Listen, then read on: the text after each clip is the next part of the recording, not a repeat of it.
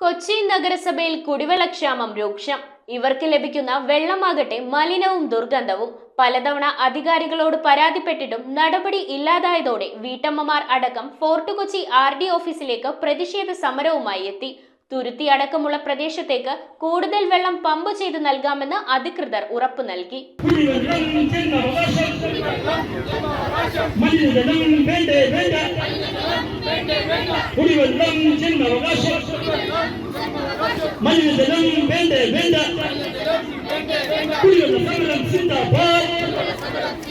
Fort Kochi നഗരസഭ 2ാം ഡിവിഷനിൽ രൂക്ഷമായ കുടിവെള്ളക്ഷാമം നിലനിൽക്കെ തുരുത്തി പ്രദേശത്ത് ജനങ്ങൾ ജലജന്യ രോഗങ്ങളുടെ ആശങ്കയിലാണുള്ളത്. ശുദ്ധജല പൈപ്പിൽ നിന്ന് ദുർഗന്ധവും മലിനവുമായ വെള്ളമാണ് ജനങ്ങൾക്ക് ലഭിക്കുന്നത്. മഞ്ഞപ്പിത്തമടക്കമുള്ള പകർച്ചവ്യാധികൾ ഒട്ടേറെ പേർക്ക് ബാധിച്ചതായും ഒരാൾ രോഗം ബാധിച്ച് മരണപ്പെട്ടതായും നാട്ടുകാർ പറയുന്നു. ഹെൽത്ത് അധികൃതർ എത്തി ശുദ്ധജലം ശേഖരിച്ച് എറണാകുളം റീജിയണൽ പബ്ലിക് ഹെൽത്ത് ലബോറട്ടറിയിൽ പരിശോധന നടത്തിയപ്പോൾ വെള്ളത്തിൽ കോളിഫോം ബാക്ടീരിയ കണ്ടെത്തിയതായും സ്ഥിരീകരിച്ചിട്ടുണ്ട്. ഇത്തരം സാഹചര്യങ്ങൾ നിലനിൽക്കെ പലതവണ പരാതികൾ അധികാരികളിലേക്ക് എത്തിച്ചിട്ടും യാതൊരു നടപടിയും അവരുടെ ഭാഗത്തു നിന്ന് ഇല്ലാതായതോടെ വീട്ടമ്മമാർ അടക്കമുള്ളവർ പൈപ്പിൽ നിന്ന് കിട്ടിയ വെള്ളം നിറച്ച കുപ്പികളുമായി RD ഓഫീസിലേക്ക് പ്രതിഷേധ സമരം സംഘടിപ്പിച്ചു. തുടർന്ന് സബ് കളക്ടർ K മീര, സമരസമിതി ഭാരവാഹികൾ, ജല അതോറിറ്റി ഉദ്യോഗസ്ഥർ എന്നിവരുമായി ചർച്ച നടത്തി.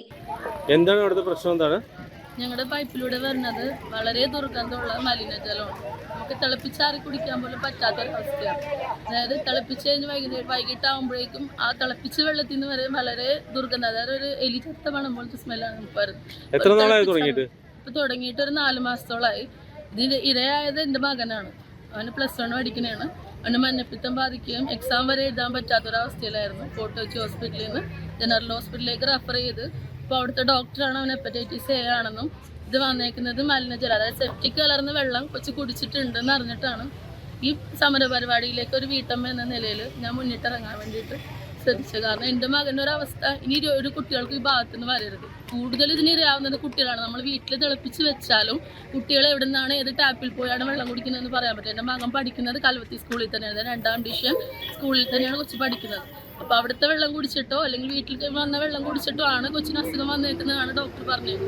അപ്പോൾ അതായത് നമ്മുടെ മലിനജലം നമ്മുടെ ഈ 2ാം ഡിവിഷൻ ഭാഗത്ത് വന്നിട്ട് മഞ്ഞപ്പിത്തം, കോളറ ഇതുപോലുള്ള ഒരുപാട് അസുഖങ്ങൾ വന്നിട്ട് ഈ ഫോർട്ട് കൊച്ചി ഹോസ്പിറ്റലിൽ എൻ്റെ മകൻ്റെ പ്രായത്തിലുള്ള 2 കുട്ടികൾ വേറെ അവിടെ അഡ്മിറ്റ് ആയിട്ടുണ്ട്. അവിടെ വെള്ളം വരുന്നുണ്ട്, പക്ഷേ ഈ സെപ്റ്റിക് ടാങ്കിന്റെ വെള്ളം കയറിയ വെള്ളമാണ് വരുന്നത്, പൈപ്പിലെ കൂടി വരുന്നത്.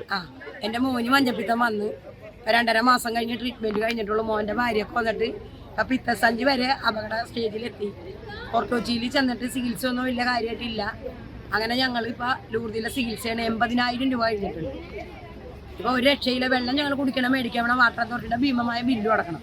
അല്ലെങ്കിൽ കട്ടിയെന്ന് പറഞ്ഞാൽ അവരുടെ ഭീഷണി. ഈ വെള്ളം അടിക്കണ കറണ്ട് ബില്ല് വേറെ കൊടുക്കണം.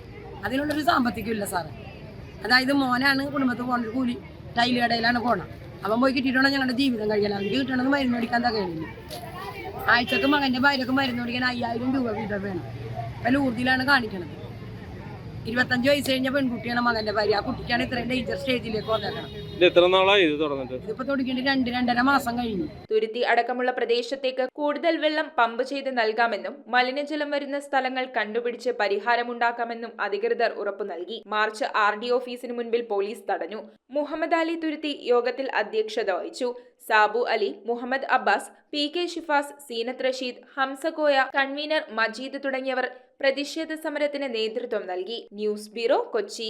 റിങ്ങുകൾ 1 ഗ്രാമിൽ തുടങ്ങുന്ന മാലകൾ, നെക്ലസുകൾ 9,000 രൂപ മുതൽ ഡയമണ്ട് നെക്ലസുകൾ 1 ലക്ഷം മുതൽ ആരംഭിക്കുന്ന വെഡിംഗ് സെറ്റുകൾ.